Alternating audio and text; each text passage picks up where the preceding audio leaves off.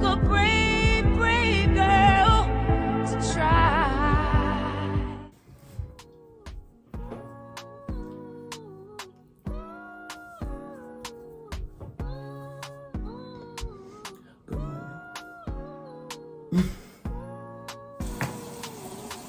How's it been going?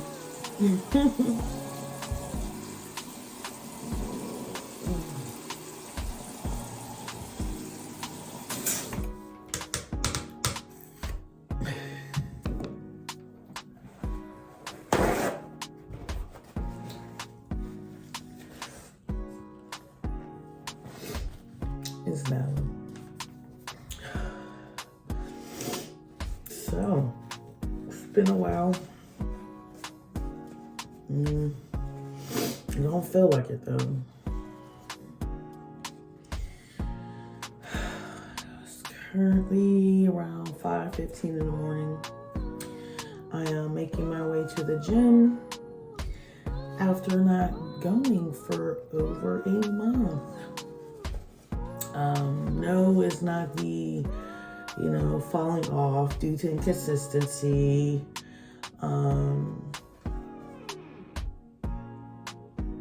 Let's see what she's doing right. Nala. Girl. Girl. Oh, girl. Oh. Alright, so hopefully this is a better angle, but on my way to the gym. Haven't been in about a month due to having a stomach ulcer. Yeah. Didn't know I had it at least 2 to 3 weeks after symptoms. So that was an experience, I can say the least. But let me get dressed and then let's catch up. All right, so like I said, I'm going back to the gym. Do I think I gained weight from the beginning of the ulcer to after? I don't know.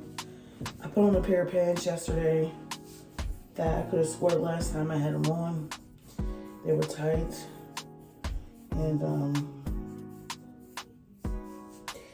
yesterday fit me just all right, but it wasn't no wearing. They were high-waisted. Wasn't no wearing them all day. I haven't worn jeans in so long without feeling uncomfortable, so I think that was the takeaway from yesterday.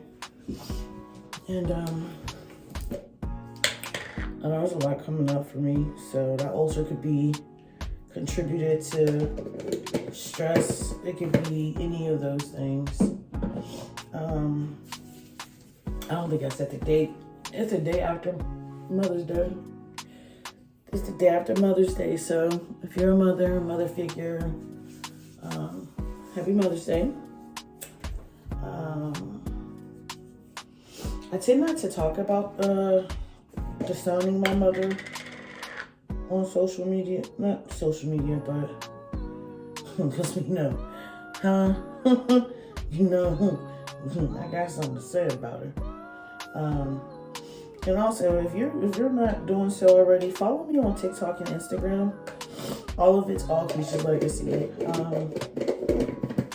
I know that I neglect over here, but trust me, it ain't no different over there. But I'm gonna get better at it. Just got a lot going on.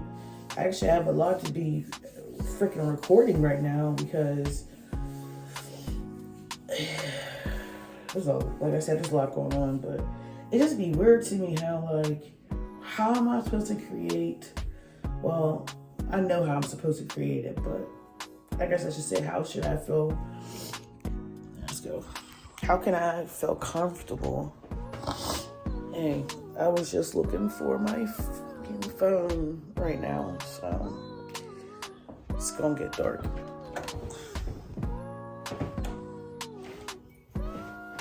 So, like I was saying, I have shit to write about. I mean, not write about, to record about. And one of those things being how Mother's Day felt like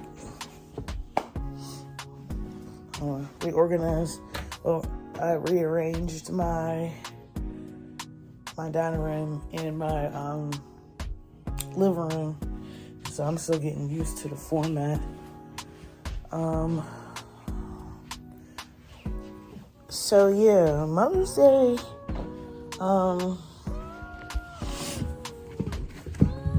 it was just that. It was Mother's Day for me.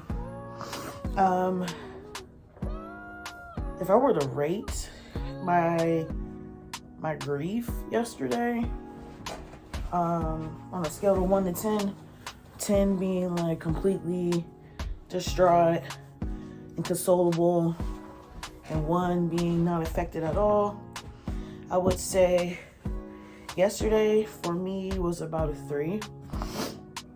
And that is extremely low compared to the other 2 years that I would have to go without celebrating a mother for Mother's Day. Not to say I ever had one, you feel me? So I think that's something that I had to come to grips with. But you still grieve, right? When you lose somebody, whether in death or in life, there's a grief. And I'm not gonna deny myself from feeling that. And I'm not gonna let anyone else believe who may decide to disown their mother or family member that it doesn't exist, because it does. And if you don't know what I'm talking about, check out my other video where I go into detail about each member of my family and why I disassociated myself with them. So that's going to be a good one. Put my shoes on alone led me to believe that I need to take it a little easy at the gym. But it was a good day. My oldest son, Jameer, he took me out to eat, and he took me and his brother, Janari. Jeremiah was with his dad. Kaden was with her dad. So my 2 older boys took me out to breakfast. And then Nori wanted to do ice cream. But I'm gonna hold y'all. I be wanting to just sleep and be to myself. You hear me? I didn't put no water in my water bottle. So was I really trying to go to the gym? And this is the water bottle I'm talking about. Come on, compare. Right? Mary got me that too. Not for Mother's Day, just so I can get more water intake at the gym. So let me finish what I'm doing here, and I'll talk to y'all on the ride to the gym, because I am just tick-tock, all right? So let's talk about how I attempted to record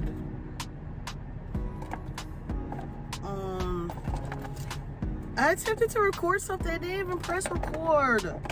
It was very nice. It was very, very nice. And now I'm trying to ensure I have my earbuds. Found them. What else is important is making sure they're freaking charged. I only seem to use my AirPods for the gym, even though they were bought so I can edit. Let's not talk about that one. So let me make sure they charge at least while I'm on my way there. I really did record some cute stuff, but beginner's mistake, right? Oh yeah, that seatbelt light thing's gonna go off because I'm not putting a seatbelt on. Sorry. Yeah, so like I was saying, in the bathroom, that I just can't imagine me creating like vlogs and stuff, like a day of my life, or do something with me for like X amount of time, like right now. So I guess it would be come to the gym with me. But all that to say is that shit been rough, right? And from me talking to like my friends and stuff, everybody's hurting, right? Everybody's going through it. And I'm not going to say that I don't believe anyone is, but I know for me, I can't have the phone like dead in my face, like as I'm going through such like things, right? I'm gonna keep saying it until you do it, okay? Go over on TikTok or on Instagram, and you'll see the videos of the stuff I'm about to like talk about real quick, because this is all ongoing, right? So whenever like I got in March, I got a letter from the Center for Victim Advocate, and who they are is they're an organization or affiliated with the state. It's a program where if you opt into it, whenever you go after someone who committed a sexual crime against you and they get incarcerated, and they contacted me at the end of March to let me know that my rapist, aka was coming, like his minimum parole date was approaching, and threw me through a loop. You hear me? It really sent me through a loop emotionally and mentally, because it just seems like it just happened, May 26, 2021, right? We didn't even hit, at the time I got it, wasn't even 2 years later. So I learned something in regards to minimum sentencing, like parole, right? Because even though the plea was agreed to be 5 to 7, the minimum would be like 2.5 years, I believe. Because even though I have the option to meet with the parole board, he meets with them later. I think he meets with them in June or July, and then a decision is made in October. And if the decision is to let him out, he'll be getting out in November, if I'm not mistaken. So I have the option to speak to the parole board, and fortunately and unfortunately, that has reared its head, and it's happening next week. 7 days to be exact. So I'm not trying to say I've been preparing for that during the time I received the notification, and now it's just with everything else going on financially, parenting, even with my self-growth and healing. So, add the day-to-day stress is on top of me trying to heal this back trauma, on top of me still having to deal with my abuser, right? And again, all of this is happening in real time. Nothing I'm talking about has happened within longer than 5 years, right? 5 years less. So this has been a growing experience, but I just wanted to let you guys know that I still think about you. I do see my new followers. Hey, what's up? Check out my other videos just so you can get a gist of like what's been going on, why I do what I do. But I really need to be getting into why I need to keep doing what I love to do, which is advocate and let others know like how this process is, and even those who haven't even started their healing process, because you're not always going to be able to take your abuser to court, right? So we understand that. And, and this is what it looks like when you do 20 plus years later, and you do it the right way, and you try to go through the judicial system, and but also the fact that I'm healing too, because there's a lot in this journey. There's ups and downs, like, right? Healing isn't linear. And when I say that, it's because after I got the notification that his parole date was approaching, and I had the option to either write a letter or go in person, which I'm going in person, is that I had to really take a minute and sit down with myself and reevaluate how I was being triggered, why was it triggering me, and what I needed to do next.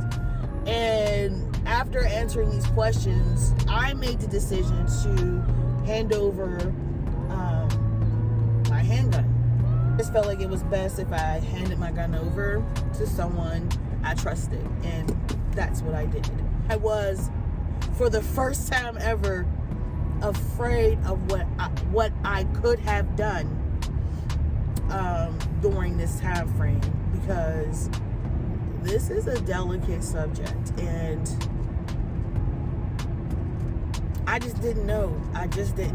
And when you don't know, like, you know, I ain't trying to fuck around and find out, you know. So to get things on a roll with everything that's about to come up in the next 7 days, the emotions, the feelings, actually preparing what it is I want to say to the parole board, I need to start getting some of my self-care things in order. And going back to the gym is one of them for me.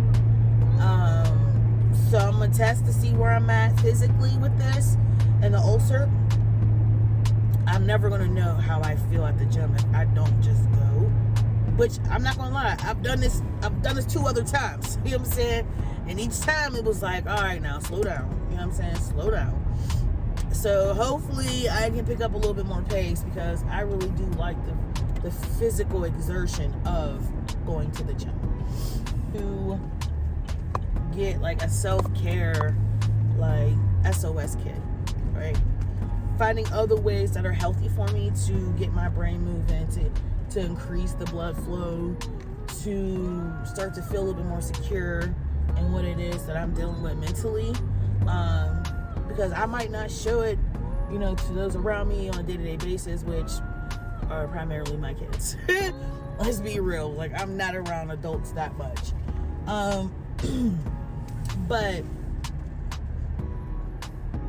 that I have to have something in place, right? So I've been rearranging my house. I'm going to the gym. I'm just decluttering my space. All things that can promote like positive thinking for me. And creating, again, that's going to help as well, because I get to document this. I get to help somebody else. And yeah, I doubt we're gonna have this phone up close to my face with me crying or anything like that. But hey, you never know when you pick up a camera, right? Good morning. It is 7:22, and I just left the gym. Last time I went was the last clip, and I figured when I continue this on as I navigate through the week leading up to me meeting with the parole board.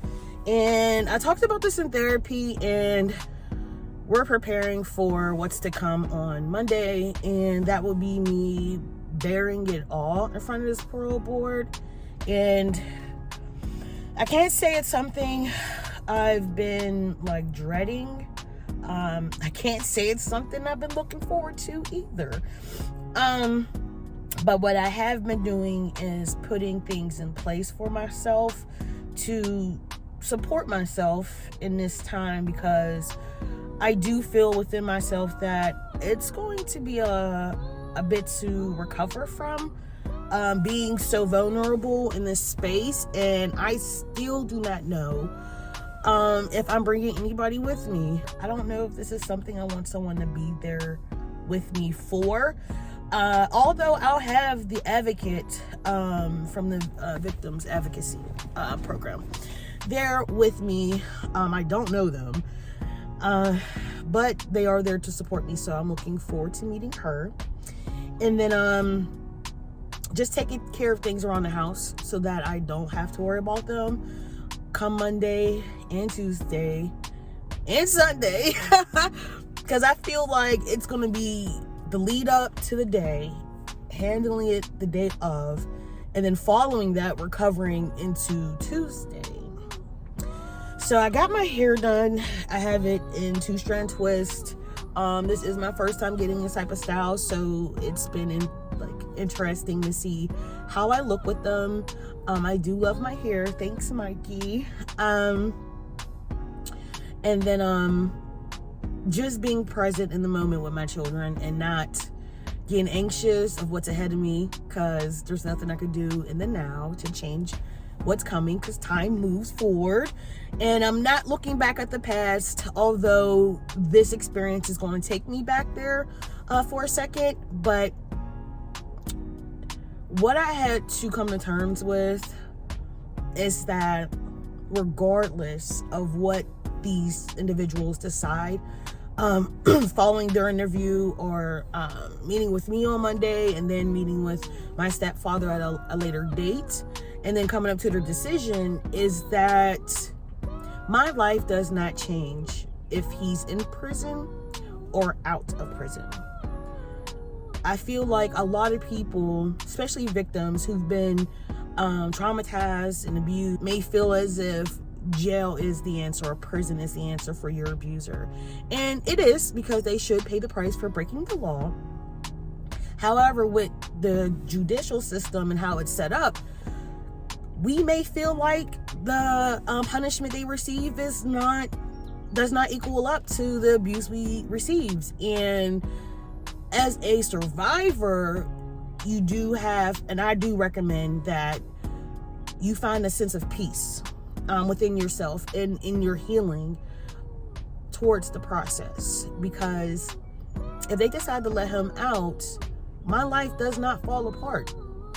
And if they decide to keep him in there, my life doesn't improve. So being at terms with that is something I think is going to carry me through this experience. And the fact that I am recording it and sharing it and documenting this process is also something for me where it's like, okay, this is happening. This is very real for you. And it's something you've never experienced before. And to be okay with that, right? So I have to start my day. And I'm going to wake Kaden up to get her ready for school so I can start work. But I'll keep you guys up to date. I'll check in leading up to Monday, as today is Thursday. And I hope you guys have a great rest of your day.